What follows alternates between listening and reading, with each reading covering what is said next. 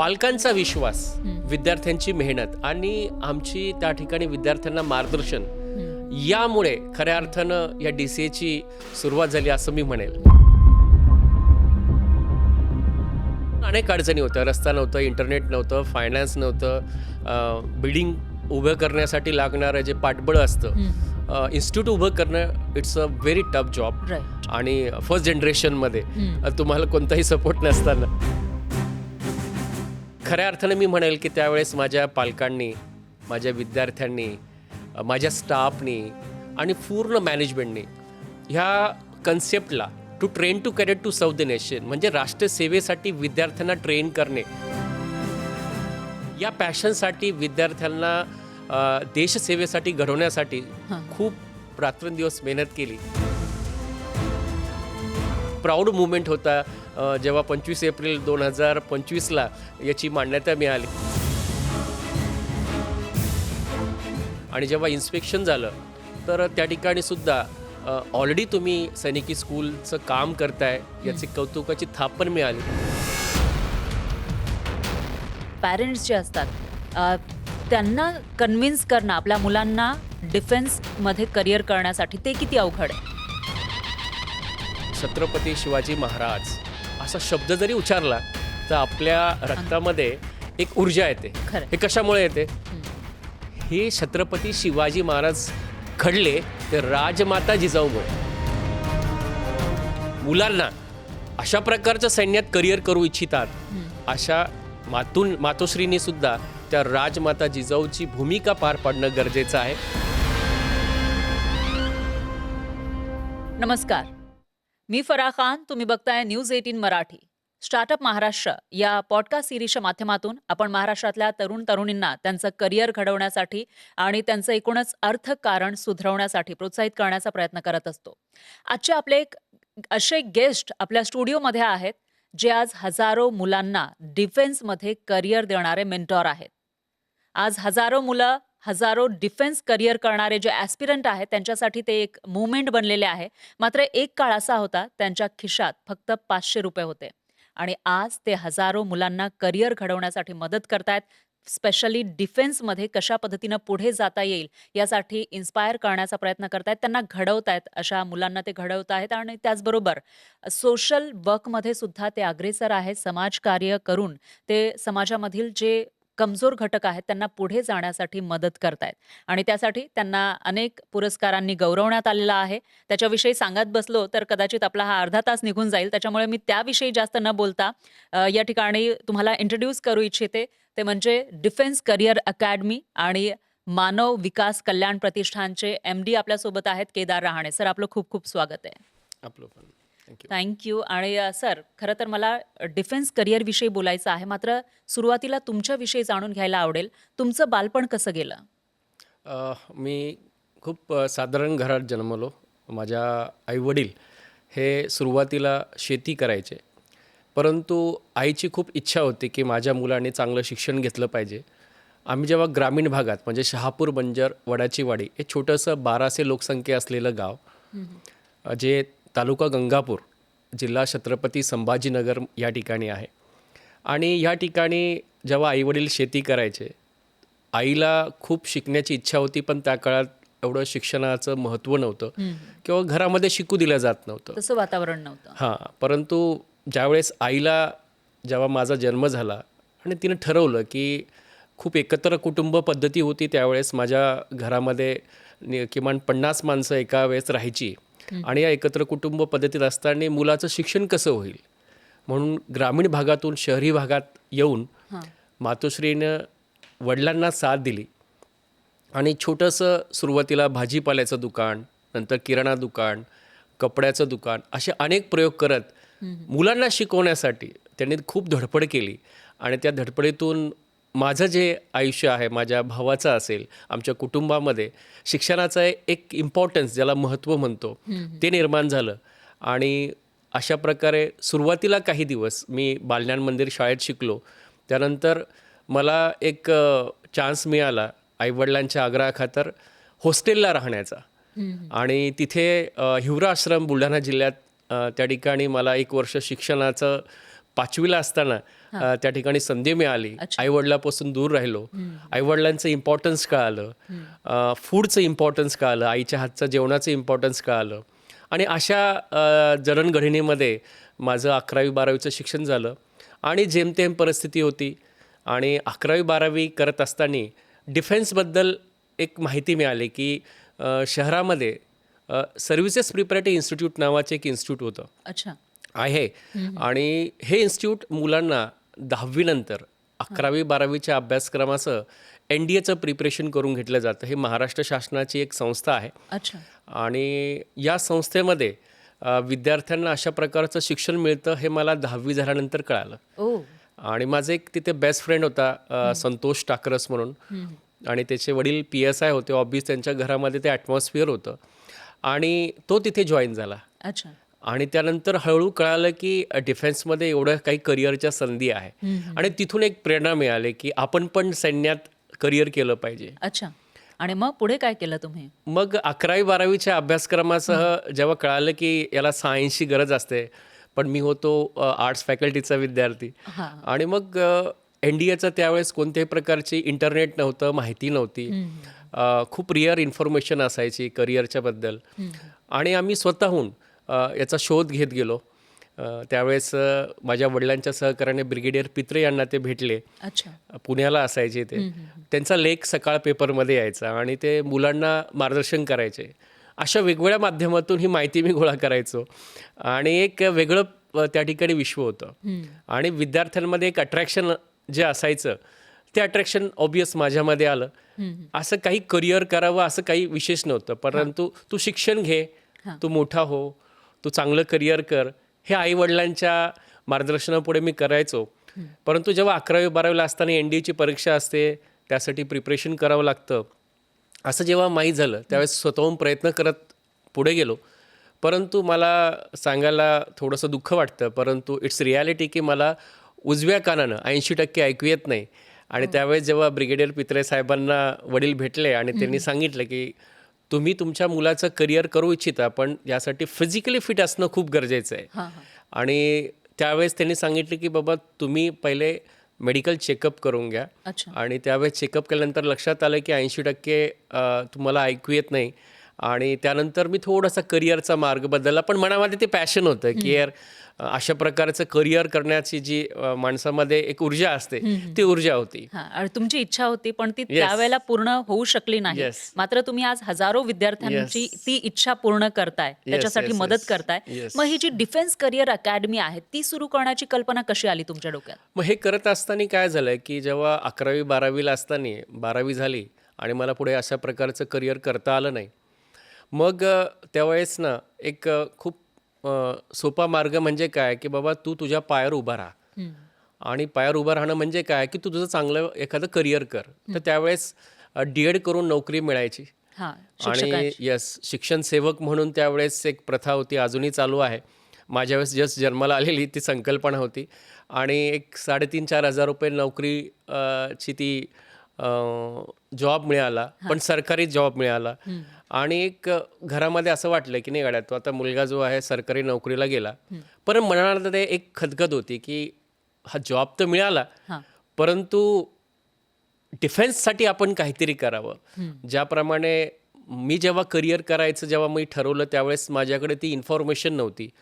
आणि ती इन्फॉर्मेशन माझ्याकडे खूप कलेक्टिव्ह स्वरूपात आली. आणि तेव्हापासून मी जेव्हा शिक्षक म्हणून शिक्षण सेवक म्हणून काम करायचो, मी विद्यार्थ्यांना वेगवेगळ्या ठिकाणी वेगवेगळ्या मंचावरती SPI काय आहे, सैनिकी स्कूल काय आहे, NDA काय असतं याचं मोफत मार्गदर्शन करायचो. अच्छा. आणि असं म्हणजे जे तुम्हाला मिळालं नव्हतं ते तुम्ही दुसऱ्या विद्यार्थ्यांना मार्गदर्शन द्यायला सुरुवात केली. येस. आणि हे जेव्हा सुरू झालं यातून काय झालं की विद्यार्थी माहिती घ्यायला यायला लागले. आणि त्यावेळेस एक 8x8च्या रूममध्ये मुलांना एक छोटंसं कोचिंग करायला लागलो. आणि हे करत असताना 2007-8मध्ये 800 स्क्वेअर फीटमध्ये म्हणजे घरातच डिफेन्स करिअर अकॅडमीची सुरुवात झाली. अच्छा. 18 विद्यार्थ्यांनी. त्यावेळेस कोणतं इन्फ्रास्ट्रक्चर नव्हतं आणि कोणती फॅसिलिटीज नव्हत्या, पण एक मनात तीव्र इच्छा होती की आपण असं विद्यार्थ्यांना ट्रेन करून त्यांच्या आयुष्यामध्ये डिफेन्सच्या करिअरबद्दल त्यांना चांगल्या प्रकारे मार्गदर्शन करू शकतो. सांगायला आवडेल त्यावेळेस संपूर्ण कुटुंब या संकल्पनेला त्यांनी पूर्ण झोकून दिलं. अच्छा, त्याच्यामध्ये सगळ्यांनी सपोर्ट केला तुम्हाला. मिसेस असेल, आई असेल, ह्या मुलांना जेवू घालायच्या, आमचे बंधू, वडील, हे संपूर्ण एंटायर फॅमिली या इन्स्टिट्यूटसाठी, छोट्याशा इन्स्टिट्यूटसाठी सुरुवात केली आणि अनेक अडचणींना सामोरं गेलो. आणि हे करत असताना लोकांचं सहकार्य मिळालं, पालकांचा विश्वास, विद्यार्थ्यांची मेहनत आणि आमची त्या ठिकाणी विद्यार्थ्यांना मार्गदर्शन, यामुळे खऱ्या अर्थानं या DCAची सुरुवात झाली असं मी म्हणेल. तुम्ही आता त्याच वेळेला ज्या अडचणी आल्या त्याच्याविषयी सुद्धा बोललात की अडचणी होत्या. आज तर हजारो विद्यार्थ्यांना या अकॅडमीमध्ये ॲडमिशन घ्यायचं आहे, त्यासाठी ते धडपडतात. मात्र सुरुवातीच्या काळामध्ये कोणतं स्ट्रगल होतं तुमचं? बघा, कोणतीही शैक्षणिक संस्था उभी करणे आणि फर्स्ट जनरेशनमध्ये करणे, आणि त्यावेळेस तुम्हाला कोणतंही फायनान्शियल किंवा पॉलिटिकल म्हणूया आपण, कोणताही सपोर्ट नाही, आणि तुम्ही सर्वसामान्य फॅमिलीमध्ये आहात, वडिलांचं किराणा शॉप आहे, तुम्ही एक प्राथमिक शिक्षक आहात, शिक्षण सेवक आहात, आणि यातून हे सगळं उभं करणं, इट्स अ व्हेरी डिफिकल्ट.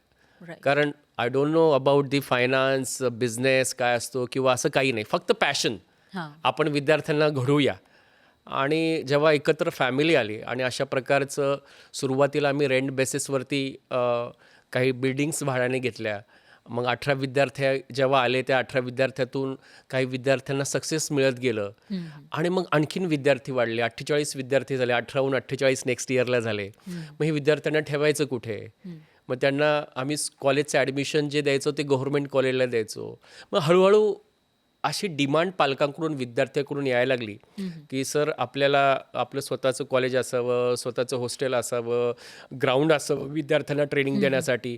परंतु ते कोणत्याही सुविधा नव्हत्या. मग आम्ही रेंट बेसिसवरती सुरू केलं. तिथेही त्रास असायचा, सगळं शून्यापासून उभं करायचं. पण घरामध्ये एक संकल्पना अशी होती की आमचं शहरापासून जे आत्ताचा कॅम्पस आहे तो 20 किलोमीटर अंतरावर होता, आणि आमची एकत्र फॅमिलीची जमीन होती तिथे 10 एकर. आणि फॅमिलीतल्या सर्व कुटुंबातल्या सदस्यांनी, म्हणजे एकत्र कुटुंब तुम्हाला माहिती आहे, तर काका 4, आणि सगळ्यांनी मिळून एक पाठिंबा दिला. आजी आजोबांनी त्या ठिकाणी पाठिंबा दिला की तू करतोयस ना बेटा, तर आम्ही तुला सपोर्ट करतो. आणि अशा प्रकारे सुरुवातीला 2 एकरमध्ये सुरुवात झाली. कोणताही पैसा नव्हता, परिस्थिती नव्हती, पण नातेवाईक असेल, घरात होतं नव्हतं, सोनं नाणं असेल ते विकून आईवडिलांचं खूप मोठे त्या ठिकाणी सपोर्ट होता. आणि अशा प्रकारे DCA आता ज्या ठिकाणी 12 एकरमध्ये आहे त्याची सुरुवात होण्यास म्हणजे सुरुवात झाली. पण अनेक अडचणी होत्या. रस्ता नव्हतं, इंटरनेट नव्हतं, फायनान्स नव्हतं, बिल्डिंग उभं करण्यासाठी लागणारं जे पाठबळ असतं, इन्स्टिट्यूट उभं करणं, it's a very tough job. आणि फर्स्ट जनरेशनमध्ये तुम्हाला कोणताही सपोर्ट नसताना, तर खऱ्या अर्थानं मी म्हणेल की त्यावेळेस माझ्या पालकांनी, माझ्या विद्यार्थ्यांनी, माझ्या स्टाफनी आणि पूर्ण मॅनेजमेंटनी ह्या कन्सेप्टला to train to cadet to serve the nation, म्हणजे राष्ट्रसेवेसाठी विद्यार्थ्यांना ट्रेन करणे, या पॅशनसाठी विद्यार्थ्यांना देशसेवेसाठी घडवण्यासाठी खूप रात्रंदिवस मेहनत केली. आणि आपण असं म्हणतो की आज दिसतंय सहज 12 एकरचा कॅम्पस, सर्व सुविधासह. आपण इको फ्रेंडली कॅम्पस आहे, हॉस्टेल आहे, मेस आहे, परेड ग्राउंड आहे, हेल्थ क्लब आहे, लॉन्ड्री सिस्टम आहे. या सगळ्या सिस्टम हळूहळू डेव्हलप झाल्या आणि डिफेन्स मिनिस्ट्रीची मान्यताही मिळाली. येस, त्याविषयी खरं सांगायला आवडेल की काय असतं, जेव्हा तुम्ही खूप चांगलं काम करता या युनिव्हर्समध्ये, जेव्हा तुमच्यामध्ये एक लॉ ऑफ अट्रॅक्शन म्हणतो आपण, की एक संकल्पना असते की मला देशसेवेसाठी हे सगळं करायचं आहे. जेव्हा सगळेजण मिळून एकत्र येऊन त्या कन्सेप्टसाठी काम करतात, आणि तेव्हा एक लक्षात आलं की आपण जी कन्सेप्ट ऑलरेडी काम करतोय त्याच्यावरती सैनिकी स्कूल ही कन्सेप्ट आलेली आहे, न्यू सैनिकी स्कूल. ऑनरेबल प्राईम मिनिस्टर साहेबांनी एक कन्सेप्ट काढली. जसं संपूर्ण भारतामध्ये 33 सैनिकी स्कूल आहे, जे की मिनिस्ट्री ऑफ डिफेन्स थ्रू सैनिकी स्कूल सोसायटी चालवते. आणि याच धर्तीवरती ज्या प्रायव्हेट स्कूल आहेत, ज्यांना सैन्यात विद्यार्थ्यांना पाठवायचं आहे, अशा स्कूलला मिनिस्ट्री ऑफ डिफेन्स आणि सैनिकी स्कूल सोसायटीद्वारे यांना मान्यता देण्याचं काम सुरू झालं. अच्छा. आणि त्या प्रोसेसमध्ये आम्ही पण गेलो. पण ही खरं म्हणजे खूप टफ असं याला निकष असतात. ओके. म्हणजे तुमच्यामध्ये त्या शैक्षणिक संस्थेची गुणवत्ता चांगली असायला पाहिजे. हं, हं, हं. तिथे प्रभावी सैनिकी प्रशिक्षण देणारं त्या ठिकाणी वातावरण असलं पाहिजे. शिस्तबद्ध वातावरण असायला पाहिजे. तुमचं जे प्रशासन असायला पाहिजे ते पारदर्शक असायला पाहिजे. एक्झॅक्टली. तर अशा अनेक त्या ठिकाणी निकष होते. आणि हे निकष पूर्ण पार करून ती खरं म्हणजे आमच्यासाठी एक ऐतिहासिक क्षण होता. ते आमच्यासाठी एक प्राऊड मुवमेंट होता. जेव्हा 25 एप्रिल 2025ला याची मान्यता मिळाली. यासाठी कुटुंबानं, बंधूनं, आमच्या सगळ्या स्टाफनं खूप मेहनत घेतली. आणि जेव्हा इन्स्पेक्शन झालं तर त्या ठिकाणी सुद्धा ऑलरेडी तुम्ही सैनिकी स्कूलचं काम करताय याची कौतुकाची थाप पण मिळाली. खऱ्या अर्थाने ही मोठी जबाबदारी आहे. खरंय. म्हणजे आपण जेव्हा एक चांगलं काम करतोय तर आता सक्षम अधिकारी, एक देशाचं नेतृत्व घडवण्याचं मोठी जबाबदारी या सैनिकी स्कूलमुळे आलेली आहे. खरंच तुमचं त्यासाठी अभिनंदन. कारण धन्यवाद. तुम्ही जिद्द, चिकाटी आणि मेहनतीच्या जोरावर हे यश संपादित केलेलं आहे. Yes. आता याच्यामध्ये देशसेवेसाठी तुम्ही मुलं घडवताय, मात्र त्याच वेळेला पॅरेंट्स जे असतात त्यांना कन्व्हिन्स करणं आपल्या मुलांना डिफेन्समध्ये करिअर करण्यासाठी ते किती अवघड आहे? खऱ्या अर्थानं हे सांगायचं तर ज्या विद्यार्थ्यांमध्ये हां. सैन्यात करिअर करण्याची जिद्द असते, मेहनत करण्याची तयारी असते, अशाच विद्यार्थ्यांनी खऱ्या अर्थाने हे करिअर करावं. होतं काय की सुरुवातीला बऱ्याचशा वेळेस एखादी फिल्म बघून, एखादं मोटिवेशनल कोणाचं लेक्चर ऐकून आपण जर असं सैन्यात करिअर करू इच्छित असाल हां. तर त्या ठिकाणी एक ती चांगली प्रेरणा जरूर तुम्हाला मिळते. पण त्या प्रेरणेला जर तुम्ही सातत्य आणलं हां. आणि येणाऱ्या अडचणीला तुम्ही सामोरं गेला, मग तिथे इमोशनली आपण फॅमिलीशी अटॅच असतो. कारण खरंय. सैन्यात करिअर करायचं तुम्हाला फॅमिलीपासून दूर राहावं लागेल. हो.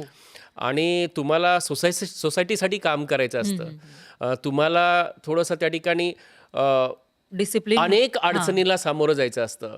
डिसिप्लिन लाईफ जगायची असते. आणि ती खरं म्हणजे डिफेन्समध्ये करिअर करणं ही एक लाईफस्टाईल आहे. हां. इट्स नॉट की मला फक्त एक चांगला पैसा कमवायचा आहे आणि मला माझ्या आयुष्यामध्ये ऐश करायची आहे. नो, खरंय. It's a lifestyle. आणि खरं म्हणजे अशा प्रकारचं जे करिअर करणारे जे विद्यार्थी असतात, पालकांचं खूप मोठं मनोबल लागतं. म्हणजे जेव्हा मुलगा आजच्या ह्या वयामध्ये जेव्हा मुलगा अनेक अडचणींना सामोरं जातो त्यावेळेस पालकाची भूमिका ही राष्ट्रमाता, राजमाता जिजाऊसारखी असली पाहिजे. खरंय. जसं आपण म्हणतो की छत्रपती शिवाजी महाराज असा शब्द जरी उच्चारला तर आपल्या रक्तामध्ये एक ऊर्जा येते. खरंय. हे कशामुळे येते? हे छत्रपती शिवाजी महाराज घडले ते राजमाता जिजाऊमुळे. खरंय. आणि राजमाता जिजाऊनी जे लहानपणी बाल शिवाजीला जे शिक्षण दिलं त्यामध्ये त्यांनी प्रेम आणि मायातला फरक ताबडतोब समजून घेतला. राजमाता जिजाऊने असं कधी विचार नाही केला की माझा मुलगा घोड्यावरून किल्ल्यावर चढल्यानंतर पडला तर काय होईल, उन्हातान्हात पडला तर काय होईल, असं कधी विचार नाही केला. खरंय.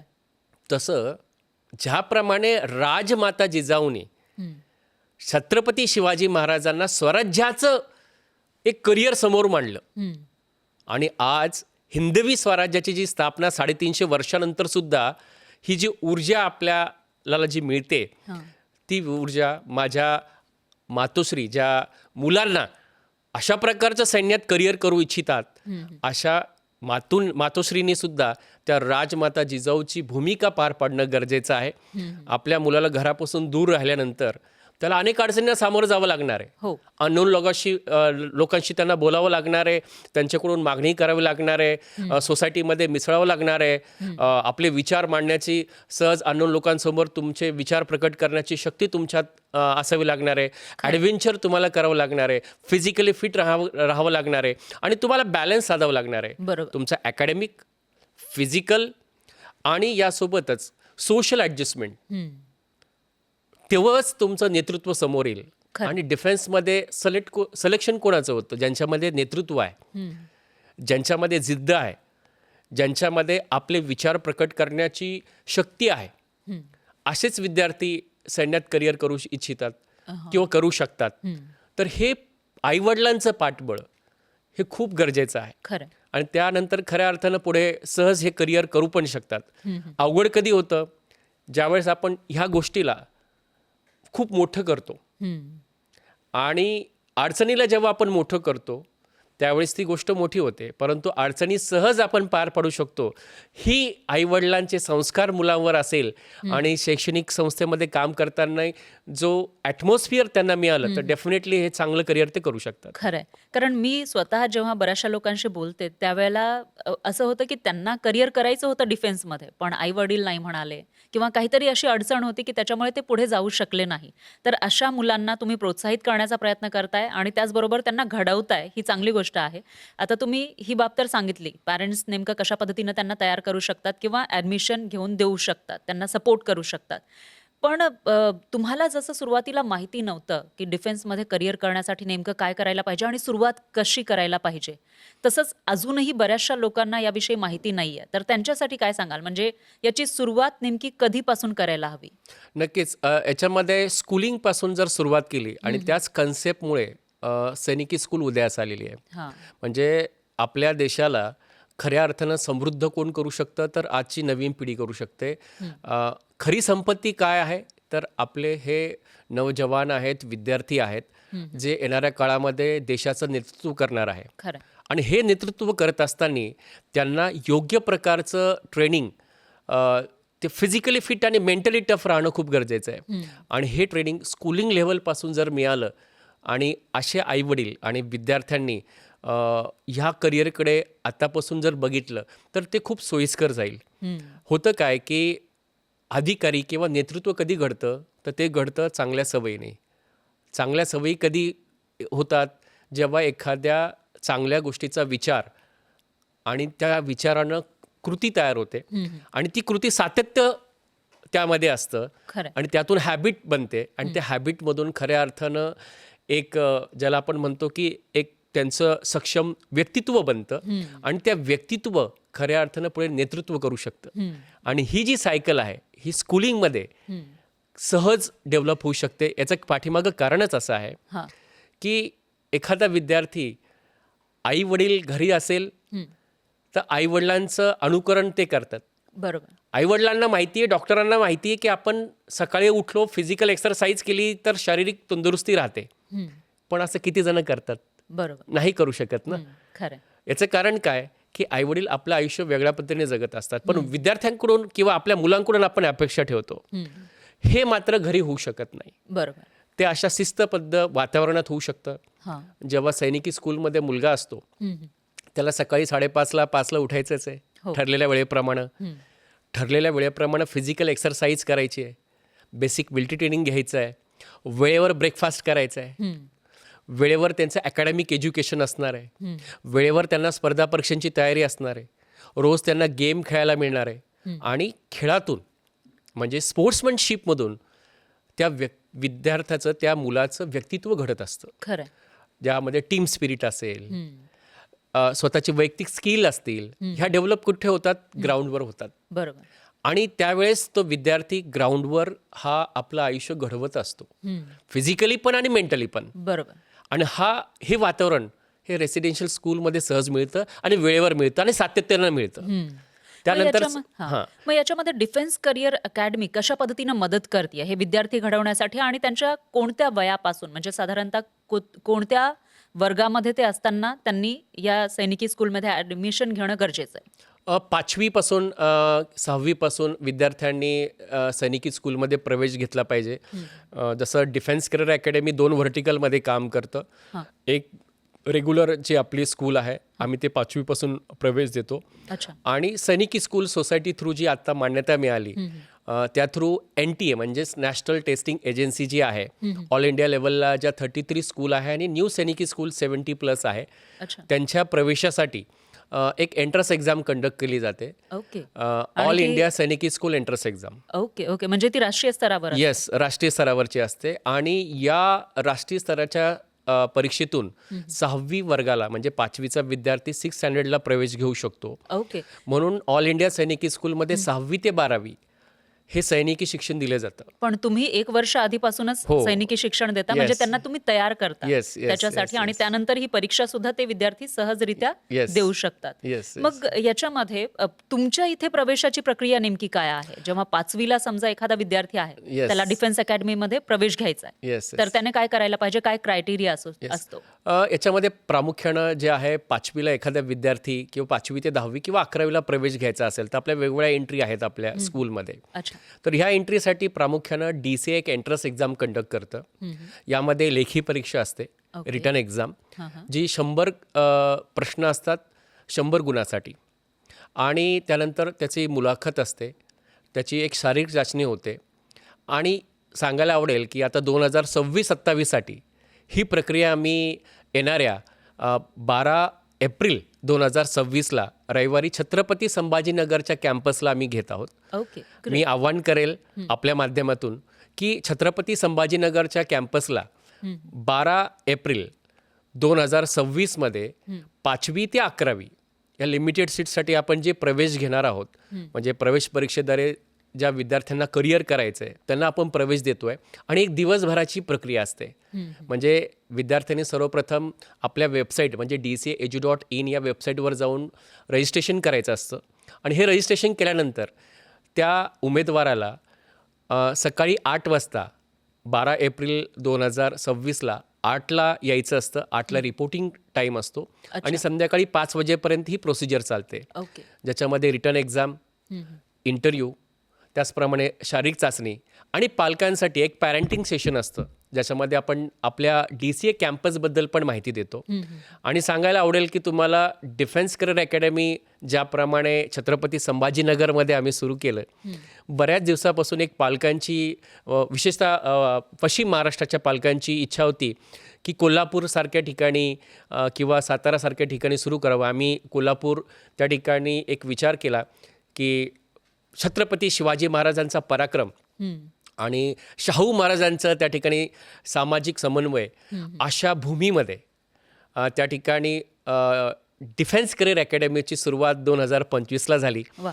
आणि त्या ठिकाणी सुद्धा 11 एकरमध्ये हा कॅम्पस आपण उभा केला आहे. छान. त्या ठिकाणी सुद्धा 5वी ते 12वीपर्यंत विद्यार्थ्यांना आपण प्रवेश देणार आहे आणि त्या ठिकाणी फक्त बॉईजला आहे. जसं छत्रपती संभाजीनगरमध्ये बॉईज आणि गर्ल्स हां. या दोघांना प्रवेश मिळतो, तसं कोल्हापूरमध्ये आपण 5वी ते 11वीपर्यंत त्या ठिकाणी प्रवेश देत आहोत आणि त्यासाठी सुद्धा 19 एप्रिल 2026ला ही एंट्रन्स एक्झाम होणार आहे. अच्छा. ती माय स्कूल डिफेन्स करिअर अकॅडमीचा जो कॅम्पस आहे, माय स्कूल चंडेश्वरी कॉटन मिल, चिपरी, ओके. शिरोळ तालुक्यामध्ये म्हणजे जयसिंगपूर जवळ ही संस्था आहे जिथे 11 एकरच्या कॅम्पसमध्ये विद्यार्थ्यांना आम्ही त्या ठिकाणी ट्रेनिंग देतोय. आणि 19 एप्रिलला त्या दिवशी ही एंट्रन्स एक्झाम होणार आहे. सकाळी 8 वाजेपासून तर 5 वाजेपर्यंत सेम प्रोसिजर आहे. जशी रिटर्न एक्झाम असेल, इंटरव्ह्यू असेल आणि फिजिकल असेल. तर मी तुमच्या माध्यमातून आव्हान करेल की जे पालक आपल्या मुलांमध्ये एक शिस्तीचा बाणा, एक फिजिकली फिट, मेंटली टफ अशा प्रकारचे एक अभिमानास्पद करिअर करू इच्छिणाऱ्या पालकांना आणि पाल्यांना म्हणजे डिफेन्स ॲस्पायरंट्सला मी आव्हान करतो की तुम्ही या संधीचा जरूर आपण फायदा घ्यावा. ज्यांना करिअर करायचं आहे आणि याच्यामध्ये जाण्याचा एक पॅशन आहे, सुरुवातीपासूनच विचार केला आहे, त्यांच्यासाठी एक चांगली संधी म्हणावी लागेल. Yes. मात्र त्याच वेळेला म्हणजे फिजिकली फिट असणं गरजेचं आहे डिफेन्समध्ये करिअर करायचं असेल तर, आणि मेंटली सुद्धा तेवढे स्ट्रॉंग असणं महत्वाचं आहे. Yes. मग डिफेन्समध्ये करिअर किंवा ते एज्युकेशन किती अवघड आहे, किती टफ आहे? खूप छान प्रश्न आहे. टफ अशी कोणतीच गोष्ट इझी नाही आहे, सगळीकडेच टफनेस आहे. पण हां, NDA सारख्या किंवा सैन्यात जर अधिकारी पदावर करिअर करायचं असेल, definitely it's a tough for young generation. Right. परंतु शैक्षणिक त्यांनी जर NDAचं प्रिपरेशन हे 6व्या वर्गापासून 5व्या वर्गापासून जर सुरुवात केली तर त्यांच्यासाठी खूप इझी आहे. आणि ज्यावेळेस एखादा विद्यार्थी हा NDA सारख्या किंवा टेक्निकल एंट्रीसारख्या करिअरमध्ये म्हणजे सैन्यात करिअर करू इच्छित असेल तर 11वी-12वीच्या अभ्यासक्रमाचं जो बोर्ड असतं, 11वी-12वीचं बोर्ड किंवा 6वी ते 10वीचं जे एज्युकेशन फाउंडेशन ज्याचं चांगलं आहे, म्हणजे अकॅडमिकली तो ॲव्हरेज असला तरी चालेल, म्हणजे खूपच त्यांनी IIT क्रॅक करावी अशा प्रकारचा IQ खूप मोठा असावा असं नाही आहे. डिफेन्समध्ये अधिकारी व्हायचं असेल तर आम्ही बेसिकली 2 कॅटेगरीज केलेल्या आहेत विद्यार्थ्यांच्या. अच्छा. एक जो अकॅडमिकली स्ट्रॉंग आहे, दुसरा जो ज्याचा ॲटिट्यूड पॉझिटिव्ह आहे ओके. आणि अकॅडमिकली थोडासा बॅलन्समध्ये आहे पण ॲटिट्यूड खूप स्ट्रॉंग आहे. अशा दोन्ही कॅटेगरीचे विद्यार्थी हे सैन्यात अधिकारी होऊ शकतात. अच्छा. म्हणजे काय, ज्याचा ॲटिट्यूड चांगला म्हणजे त्यांचे हॅबिट चांगल्या, त्यांचे संस्कार चांगले, ज्याच्याकडे त्या विद्यार्थ्याचा किंवा त्या उमेदवाराचा जीवनाकडे बघण्याचा दृष्टिकोन हा खूप सकारात्मक आहे, जो चांगल्या सवयीने आपलं स्वतःचे व्यक्तिमत्व घडवतो, अशा विद्यार्थ्यांना हे सोपं आहे. खरं. कारण काय की तिथे तुम्हाला अकॅडमिकली स्ट्रॉंग म्हणजे काय तर तुम्ही बॅलन्स असावं. हां. म्हणजे NDAची रिटर्न एक्झाम क्वालिफाय करावी, त्यांनी SSB इंटरव्ह्यू क्वालिफाय करावा. आता SSB इंटरव्ह्यू हे व्यक्तिमत्वाची चाचणी आहे आणि ज्यावेळेस एखाद्या विद्यार्थ्याचं व्यक्तिमत्व चांगलं असतं, ज्याचे हॅबिट चांगले असतात, ज्याचं कम्युनिकेशन स्किल चांगलं आहे, ज्याच्यामध्ये स्पोर्ट्समनशिप चांगली आहे, तो विद्यार्थी सहज SSB क्वालिफाय करू शकतो. अच्छा. पण Yes. सर त्याच वेळेला आकडे काहीतरी वेगळं सांगतात. म्हणजे NDA मध्ये 90% स्टुडंट्स फेल होतात. राईट. ते का? याचं कारणच सांगतो मी तुम्हाला. कारण डिफेन्समध्ये करिअर करायचं आहे अशी भूमिका असणारे बरेच विद्यार्थी अपिअर होतात मित्राचं बघून हां. किंवा एखादी मूवी बघून, परंतु त्याचं सातत्यानं तयारी करणं हां. हे खूप रेअर विद्यार्थी करतात. खरं. बरं, त्याच्यामध्ये सुद्धा जे सातत्य ठेवत नाही, म्हणजे 11वी-12वीच्या अभ्यासक्रमासह जे सातत्य ठेवत नाही, जे सातत्य ठेवतात ते नक्कीच पुढे आपले प्रत्येक ज्या अडचणी आहेत, कारण हे यंग एज आहे, खरं. टीनेज आहे, टेक्नॉलॉजीचं युग आहे. हो, बरोबर. आजचा माझा विद्यार्थी मोबाईलशी अडिक आहे. त्याला संवाद साधायला नाही पण मोबाईलशी गेम खेळायला, ग्राउंडवरचं गेम नाही पण मोबाईलचा गेम खेळायला आवडतो. हो. ह्या गोष्टीपासून दूर राहून मला चांगल्या सवयी सोबत पुढे जायचं आहे आणि या चांगल्या सवयी पुढे जाणं एवढं सोपं नाही आहे. खरं. मोबाईलपासून आम्ही किती दूर राहतो आणि आपण विद्यार्थ्यांकडून मात्र मुलांकडून अपेक्षा ठेवतो. खरं. मग ह्या अपेक्षा आपण जसं मुलांकडून ठेवतो तसं आपलंही अनुकरण विद्यार्थी करतात. परंतु जे विद्यार्थी हे स्वतःला एक चांगल्या करिअरसाठी झोकून देतात, सातत्य ठेवतात, मेहनत करतात, जिद्द ठेवतात, ते नक्कीच अशासारख्या परीक्षेमध्येच यशस्वी होतात. त्याचं कारण असं की जसं तो डिफेन्स करिअर अकॅडमीमध्ये आला आणि 11वी-12वीत त्यांचं जे एक कल्चर बनतं, स्वतःचं एक व्यक्तिमत्व बनत चालतं, स्वतःच्या सवयी बनत जात्या. सकाळी लवकर उठणं, हां. रोज सकाळी 45 मिनटं फिजिकल PT करणं, रोज संध्याकाळी त्यांना एक 1 आवर 1 घंटा त्यांना टीम्स गेम्स, इंडिव्हिज्युअल गेम्स खेळायला मिळतात. म्हणजे स्पोर्ट्समनशिप वाढते, टीम स्पिरिट वाढतं, म्हणजे त्याचं व्यक्तिमत्व हळूहळू डेव्हलप होत जातं. खरं. अशा प्रकारे जे सातत्य ठेवणारे विद्यार्थी आहेत, म्हणजे फिजिकलसाठी, स्वतःचे कौशल्य डेव्हलप करण्यासाठी, त्याचप्रमाणे आपल्या अकॅडमिकवरती पण फोकस करणार, अकॅडमिकली आपलं फोकस करणार आणि याच्या अकॅडमिकमध्ये आपल्या ज्या परीक्षा आहे, NDAचं मर्म काय आहे किंवा NDAमध्ये किंवा सैन्यात अधिकारी होण्याचं जे मुख्य मर्म म्हणजे 2 त्या ठिकाणी अपॉर्च्युनिटी आहे. एक आहे NDA आणि दुसरं आहे अधिकारी होण्यासाठी टेक्निकल एंट्री, इंडियन आर्मीची टेक्निकल एंट्री आणि इंडियन नेव्हीची टेक्निकल एंट्री. अशा 3 महत्त्वाच्या PCM ग्रुप असणाऱ्या विद्यार्थ्यांना खूप मोठी संधी आहे की 11वी-12वीच्या अभ्यासक्रमासह त्याची तयारी करावी. अच्छा. मग जे विद्यार्थी आपलं बोर्ड प्रिपरेशन 11वी-12वीमध्ये खूप बॅलन्स ठेवतात, म्हणजे चांगल्या पद्धतीने प्रिपरेशन करतात, अच्छा. त्यासोबतच NDAचा जो अभ्यासक्रम आहे, या अभ्यासक्रम याच्यामध्ये जर सातत्य ठेवलं, त्यामध्ये सगळ्यात महत्त्वाचा पेपर असतो मॅथमॅटिक्स आणि दुसरा पेपर असतो गॅट. मॅथमॅटिक्स म्हणजे 11वी-12वीचा साधारणतः 80-85% भाग अच्छा. जो NDAच्या परीक्षेला असतो आणि यामध्ये प्रामुख्याने NDAची जी परीक्षा असते ती UPSC कंडक्ट करते. सर्वात कमी वयामध्ये UPSC कोणती परीक्षा कंडक्ट करते ते NDAची. अच्छा. 16.5 वयामध्ये ती परीक्षा देता येते आणि ह्या परीक्षेला अपेक्षित काय आहे की तुम्ही 11-12चा जे मॅथ्स आहे 120 क्वेश्चन असतात, तो 120 क्वेश्चन पैकी आपण ज्याचा जो क्रायटेरिया ठरलेला आहे मिनिमम 50 to 60 क्वेश्चन हे सॉल्व ॲक्युरेट केलेच पाहिजे. अच्छा. याच्यामध्ये निगेटिव्ह मार्किंग आहे. हम्म. मग जो विद्यार्थी रेग्युलर प्रॅक्टिस करतो, जसं आपण आपल्या संस्थेमध्ये दर महिन्याला 900 मार्काची परीक्षा घेतो, अच्छा. मग अशा प्रकारची जो प्रॅक्टिस करतो त्याला ती परीक्षा सोपी जाईल. ओके. जो प्रॅक्टिस करणार नाही, कारण तुम्हाला वेळ हा खूप लिमिटेड आहे. म्हणजे 2.5 तासामध्ये तुम्हाला 120 प्रश्न सॉल्व्ह करायचे. बरोबर. It's a tough. खरं. आणि त्यात तुमचे ॲक्युरेट क्वेश्चन आले पाहिजे. नाहीतर म्हणजे negative. 120 पैकी 50 ते 55 प्रश्न किंवा 60 प्रश्न. दुसरा पेपर असतो गॅट, जनरल ॲबिलिटी टेस्ट, जी की 600 मार्काचा आहे अच्छा. आणि 150 प्रश्न आहे.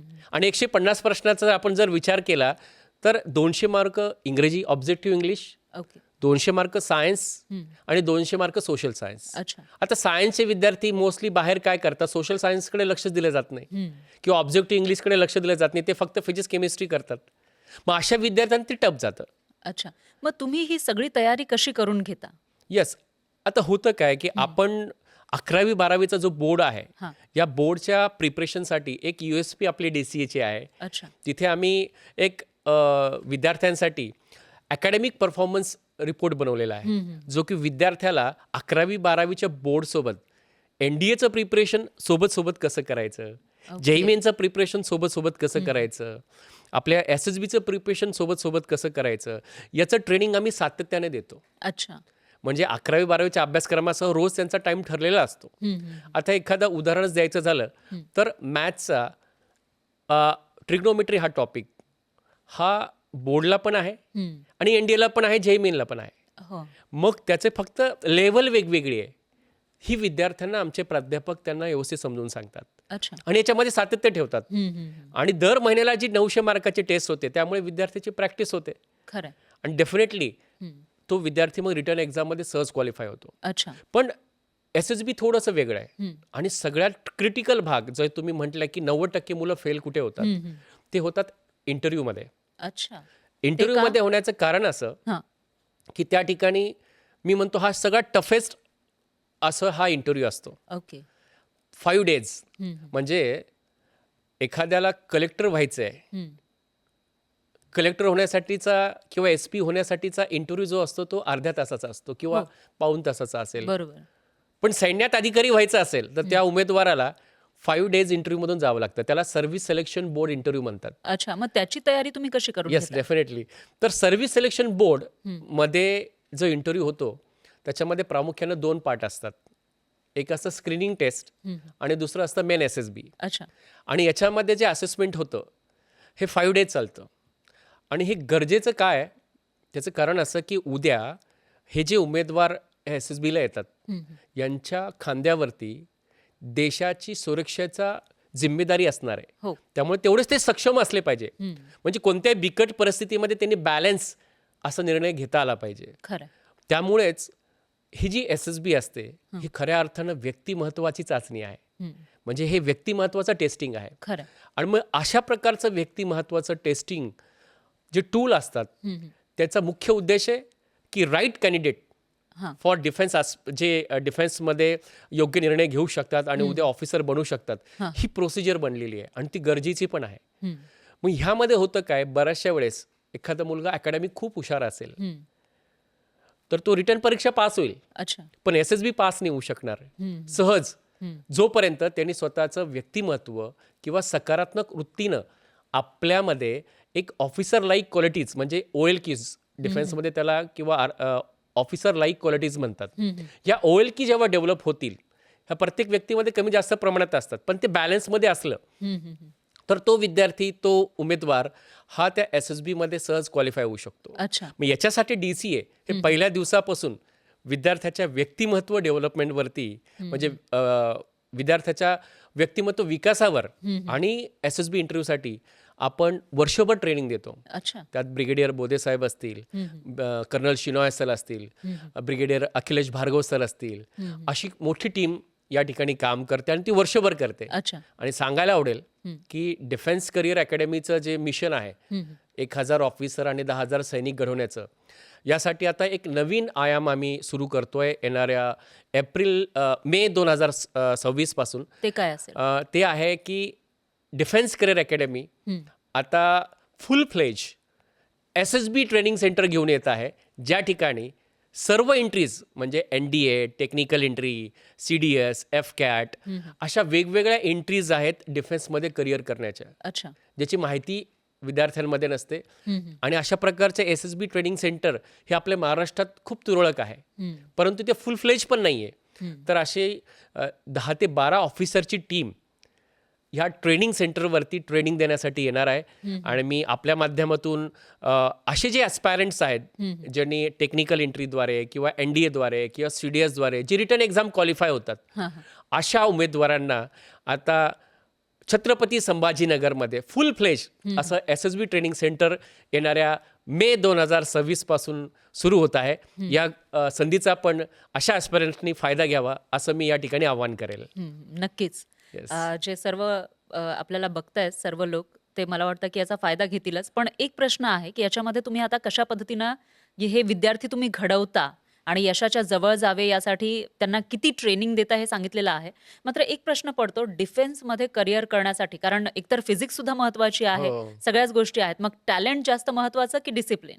येस, मी या ठिकाणी म्हणेल की सातत्य, डिसिप्लिन हे खूप महत्त्वाचं आहे आणि सोबत सोबत टॅलेंट पण ओके. बॅलन्स ठेवावं लागेल. म्हणून असं म्हटलं जातं की सैन्यात अधिकारी कोण होतं, जो फिजिकली फिट आणि मेंटली टफ आहे. फिजिकली फिट आणि मेंटली टफ आहे, ह्या दोन्ही गोष्टी गरजेच्या आहे.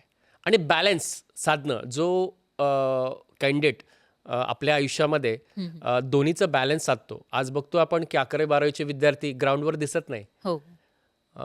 ते मोस्टली अभ्यास करतात. बुकिश नॉलेज, म्हणजे जर JEE मेन आणि नीटचा जर कोणी विद्यार्थी असेल तर तो पुस्तकामध्ये पडलेला असतो आणि आईवडील पहिला प्रश्न विचारतात, तू काय अभ्यास करतो. पण डिफेन्स ॲस्पायरंट जे असतात त्यांच्या आईवडिलांनी त्यांना विचारलं पाहिजे, बेटा तू आज काय गेम खेळलास, तू फिजिकल डेव्हलपमेंटसाठी काय केलं, जनरल अवेअरनेससाठी तू काय केलं, न्यूजपेपर वाचलास का, आजूबाजूला काय चालू आहे. ह्या गोष्टी खूप महत्त्वाच्या आहेत. खरं. आणि ज्यावेळेस ह्या दोन्ही गोष्टीचं बॅलन्स तो साधेल हां. तर डेफिनेटली तो सैन्यात अधिकारी होईल. तुम्ही आई वडिलांचा आता उल्लेख केला, तर तुम्हाला काय वाटतं की म्हणजे आई वडील जेव्हा आपल्या मुलांचं करिअर चूज करण्यासाठी मदत करतात किंवा कधी कधी तर ते स्वतः चूज करतात, हो. मग त्यावेळेला आई वडील नेमकं कुठे चुकतात, कोणती चूक करतात? सगळ्यात पहिलं सांगेल की आईवडिलांनी मुलावर कोणतंही करिअर लादू नये. हम्म, म्हणजे एखादा विद्यार्थी असेल आणि त्याला करिअरचे ऑप्शन माहिती नसतील, तर सल्ला हा आहे की 10वी जेव्हा होते त्या विद्यार्थ्याची, त्यावेळेस एक सायंटिफिक टेस्ट असते, ॲप्टिट्यूड टेस्ट. हम्म, आणि ह्या ॲप्टिट्यूड टेस्टद्वारे विद्यार्थ्याचा करिअरचा कल कुठे आहे हम्म, हे लक्षात येतो. आणि मग 4-5 ऑप्शन त्याच्यासमोर जे असतात त्यातून त्यांनी जर करिअर चूज केलं आणि त्याच्या मनाची इच्छाशक्ती असेल की मला हे करिअर करायचं आहे, त्यावेळेस मात्र पालकांनी खूप मोठा सपोर्ट केला पाहिजे. मी असं बरेचसे उदाहरणं असतात की आईवडिलाला वाटतं म्हणून विद्यार्थ्यांनी करिअर करणं आणि नंतर काही दिवसानंतर तो आपलं करिअर पाथ चेंज करतो. असं होऊ नये. त्या विद्यार्थ्याला स्वातंत्र्य द्यावं. हे जरूर करावं की हे करिअरचे ऑप्शन्स आहेत, हे अवेअर करावं. आणि अवेअरनेस दिल्यानंतर डेफिनेटली त्यांनी जे करिअर निवडलंय त्यासाठी पूर्ण सपोर्ट करावा, असं मी पालकांना नक्कीच या ठिकाणी सांगेल. आता या सगळ्यामध्ये एक प्रश्न उपस्थित होतो की डिफेन्स ऑफिसर बनणं हे बऱ्याचशा लोकांचं स्वप्न असतं. हो. मात्र एक सामान्य घरातला मुलगा किंवा गरीब घरातला मुलगा डिफेन्स ऑफिसर बनू शकतो का? डेफिनेटली बनू शकतो. अशी अनेक उदाहरणं आहेत. म्हणजे एक रिक्षा चालवणारा, एक ड्रायव्हरचा मुलगा, असे अनेक विद्यार्थी आज सैन्यात क्लास 1 ऑफिसर आहे. ही सगळी अभिमानाची गोष्ट आहे. फक्त एकच गोष्ट त्या ठिकाणी अपेक्षित असते जेव्हा विद्यार्थी 11वी-12वीला असतो आणि त्याची मनोभूमिका जी असली पाहिजे की यस मला डिफेन्समध्ये ऑफिसर व्हायचं आहे आणि त्याच्या ज्या क्रायटेरिया ठरलेला असतो सैन्यात अधिकारी होण्याचा, तो फुलफिल करायचा असतो आणि असे विद्यार्थी करतात. अच्छा. या गोष्टीचं खऱ्या अर्थानं मी कौतुक करेल की कोणतंही म्हणजे पाठीमागं सपोर्ट नसतो, फायनान्शियल कंडिशन चांगली नसते, तेही विद्यार्थी आज डिफेन्समध्ये अधिकारी आहेत. वा, छान. तुम्हाला अशी एखाद्या विद्यार्थ्याची स्टोरी आठवते जी आजही इमोशनल करते तुमच्या अकॅडमीच्या? असे अनेक उदाहरणं आहेत. मी सांगू इच्छितो तेजस पाटील. आता तो इंडियन नेव्हीमध्ये आहे, ऑफिसर आहे. तेजस पाटील हा सुरुवातीला खूप होडकर होता. म्हणजे पण त्याच्यामध्ये स्पोर्ट्समनशिप होती, त्याच्यामध्ये लिडरशिप क्वालिटी असायचं. तो अकॅडमी कॅडेट कॅप्टन होता आणि एक असते ना की मनामध्ये तीव्र इच्छा असणं आणि तीव्र इच्छा असताना 11वी-12वीचे माझ्या मित्रांसोबत अनेक चुका करणं. तर अनेक चुका त्यांनी केल्या, बदमाशी केली हां.